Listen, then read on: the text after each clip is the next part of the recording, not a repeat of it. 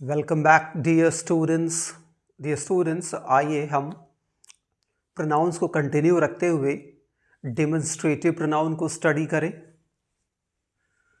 DEMONSTRATIVE demonstrative pronouns are used for signaling और indicating towards nouns. यानी कि demonstrative pronounce वो प्रोनाउंस होते हैं जो किसी नाउन को सिग्नल करने के लिए, नाउन की ओर संकेत करने के लिए यूज किए जाते हैं।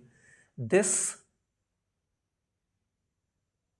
वो डेमोन्स्ट्रेटिव प्रोनाउन होता है जो पास वाली चीज़ों के लिए, जो चीज़ें पास में होती है उनकी तरफ संकेत करने के लिए दिस का इस्तेमाल होता है, यूज़ किया जाता है। दिस का ही प्लूरल होता है दीज।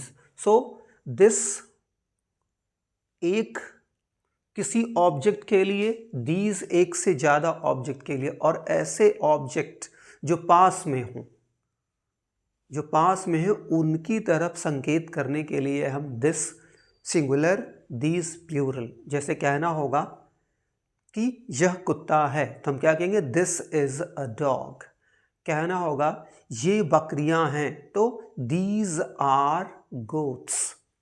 तो पास वाली चीज़ को, अगर पास में कोई चीज़ है वो एक है तो आप दिस यूज़ करेंगे, एक से ज़्यादा है तो दीज। दूसरी बहुत इम्पॉर्टेंट, अगर जो दिस, दीज, दैट, दोज, दूर वाली एक चीज़ के लिए दैट, एक से ज़्यादा के लिए दोज। तो अगर जो दिस, दैट, दीज, दोज किसी वर्ब के पहले आएंगे, वर्ब यानी क्रिया, किसी वर्ब के पहले आ रहे हैं और किसी जो है ऑब्जेक्ट की तरफ, किसी व्यक्ति की तरफ या वस्तु की तरफ इशारा कर रहे हैं, तो ये दिस, दैट, दीज क्या कहलाएंगे? Demonstrative pronouns. ये ध्यान रखना है आपको कि जब ये किसी वर्ब के पहले आएंगे या प्रेपोजिशन, तभी ये क्या कहलाएंगे, और ये अकेले आएंगे और आ करके किसी नाउन की तरफ यानी किसी ऑब्जेक्ट की तरफ इशारा करेंगे, तब ये कहलाएंगे डेमोन्स्ट्रेटिव प्रोनाउन। यूज देखिए, दिस इज अ काइट। देखिए ये दिस है, ये जो दिस है ये इस वर्ब के पहले आया है और किसकी तरफ संकेत कर रहा है? इस काइट की तरफ। तो दिस सिंगुलर नंबर, पास वाली चीज, दैट, देखिए दैट सिंगुलर नंबर, दूर वाली चीज। सॉरी, यहां से पहले देखिए this is my old house. तो देखिए दिस सिंगुलर नंबर, पास की चीज है, माई ओल्ड हाउस, मेरा पुराना घर।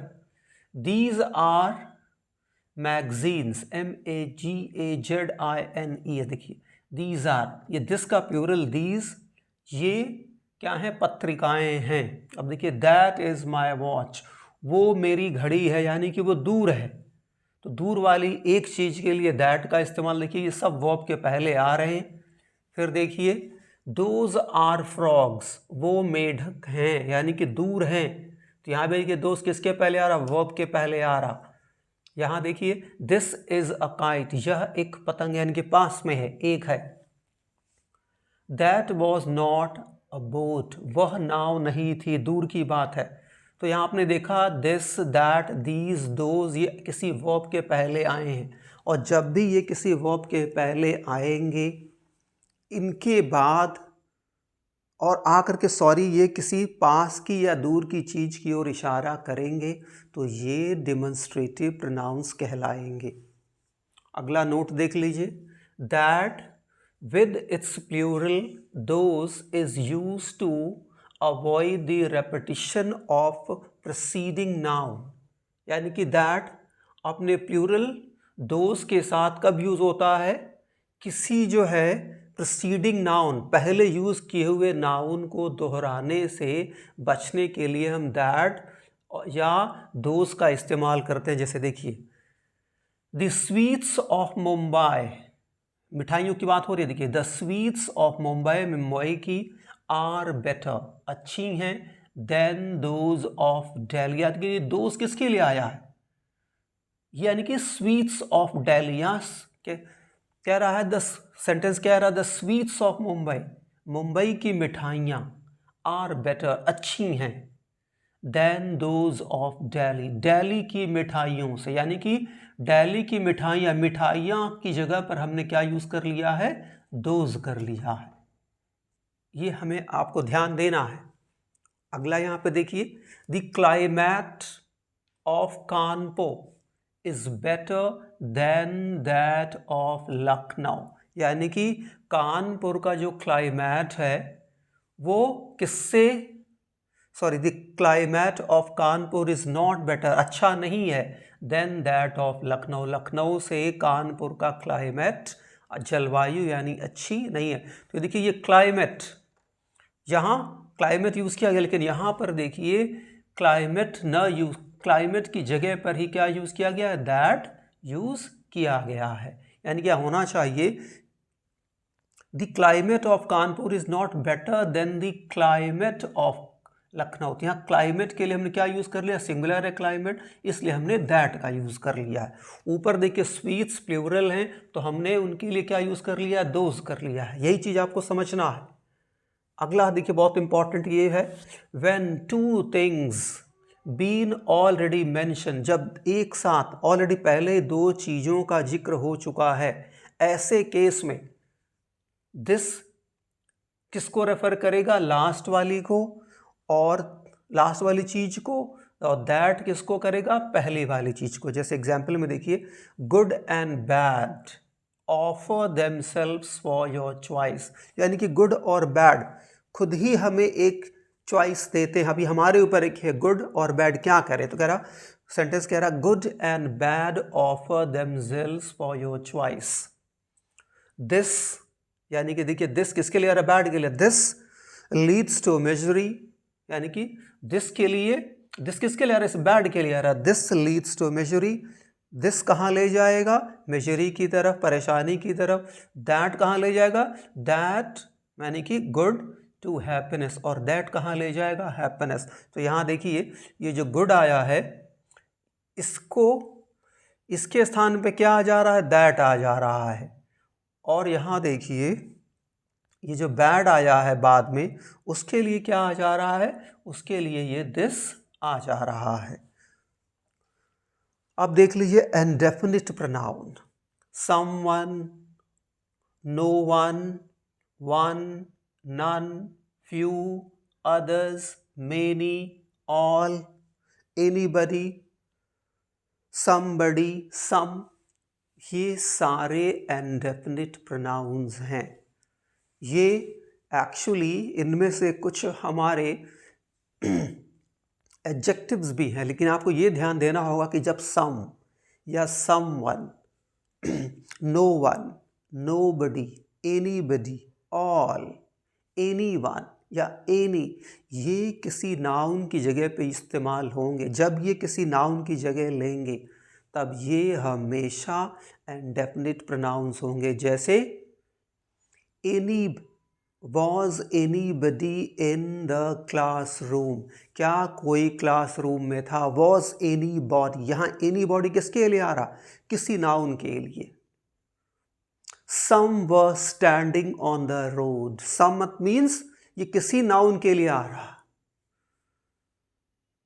अ फ्यू या फ्यू हैड देयर चॉइस, कुछ की अपनी चॉइस थी।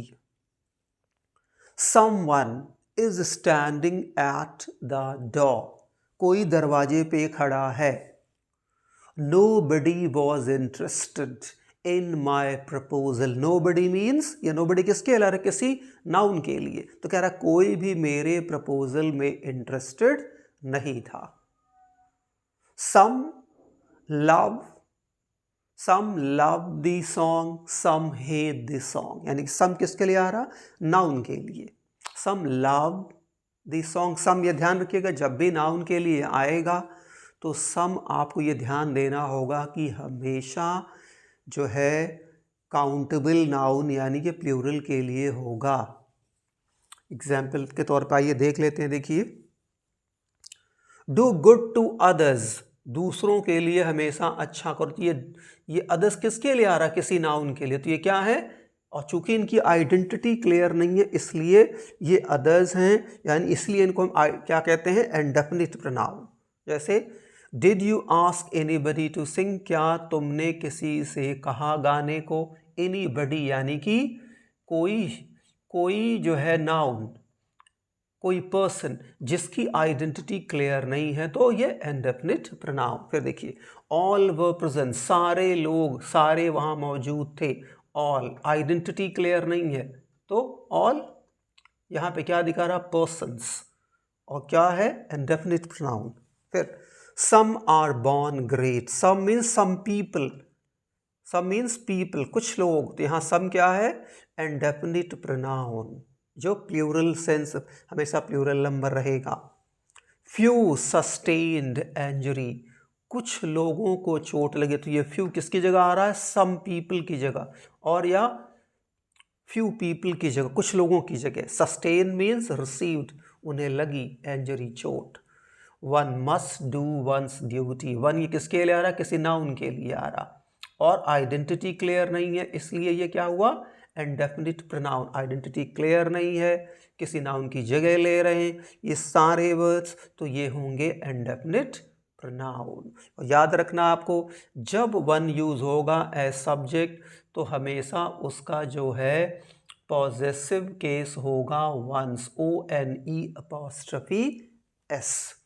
सो आई होप डियर लर्नर्स आपको डेमोन्स्ट्रेटिव प्रोनाउन और इंडेफिनिट प्रोनाउन क्लियर होगा। अगले वीडियो में हम प्रोनाउंस के दूसरे पार्ट्स को डिस्कस करेंगे। Thank you for watching.